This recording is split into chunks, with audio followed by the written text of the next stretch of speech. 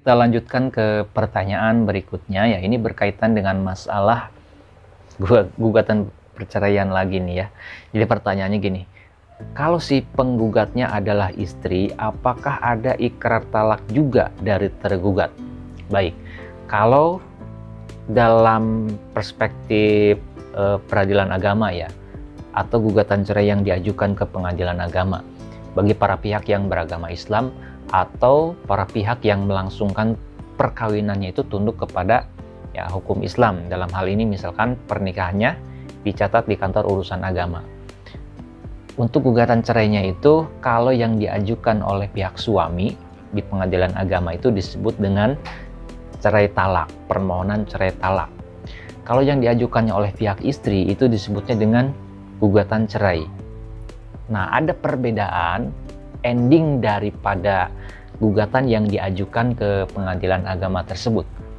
Kalau yang diajukan oleh si suami yang mana disebut dengan permohonan cerai talak, ketika nanti perkaranya atau permohonannya ini dikabulkan oleh majelis hakim, nanti di ujung setelah putusan itu akan ada lagi agenda terakhir ataupun juga acara persidangan terakhir, yaitu penyampaian atau pengucapan atau ikrar talak.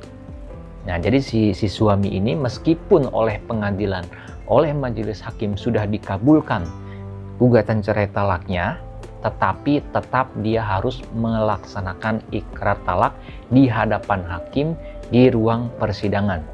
Jadi si suami ini harus mengucapkan ya sigot atau misalkan redaksi atau kalimat-kalimat intinya menjatuhkan talak kepada istrinya di hadapan hakim di ruang persidangan secara formal, sah dan resmi.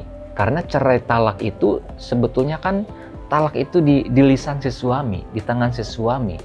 Ketika si suami ingin menceraikan istrinya, mentalak istrinya, otomatis dia harus mengucapkan ikrar talak, harus mentalak secara lisan dengan penuh kesadaran. Nah, oleh karena itu, ketika cerai talaknya dikabulkan oleh hakim, maka si suami ini diwajibkan untuk ikrar talak, mengucapkan ikrar talak di ruang persidangan di hadapan majelis hakim. Kalau sudah mengucapkan ikrar, maka tahapan selanjutnya tinggal menunggu penerbitan akta cerainya saja.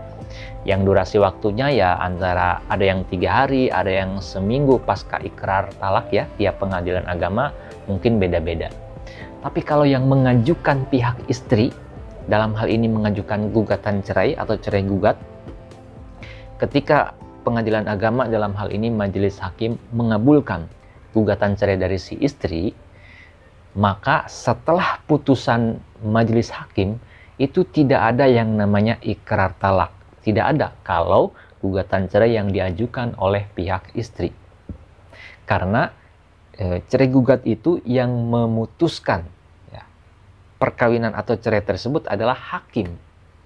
Ya, jadi kalau yang mengajukannya pihak suami, meskipun hakim punya kewenangan untuk mengabulkan, tetapi tetap si suami harus mengucapkan ikrar talak dari lisan dia sendiri di hadapan majelis hakim. Nah, itu bedanya ya. Jadi kalau pihak istri yang mengajukan gugat cerai dikabulkan oleh pengadilan agama, maka setelah putusan, proses selanjutnya ya tinggal menunggu penerbitan akta cerainya saja. Tidak ada yang namanya ikrar talak dari pihak tergugat. Nah, itu ya yang dapat saya sampaikan. Mudah-mudahan bisa bermanfaat bagi Anda yang mungkin butuh informasi terkait dengan hal ini. Saya ucapkan terima kasih buat Anda semua, teman-teman yang udah subscribe. Saya doakan semoga teman-teman subscriber rezekinya selalu bertambah banyak, melimpah dan juga berkah. Sampai jumpa di video-video selanjutnya. Assalamualaikum warahmatullahi wabarakatuh.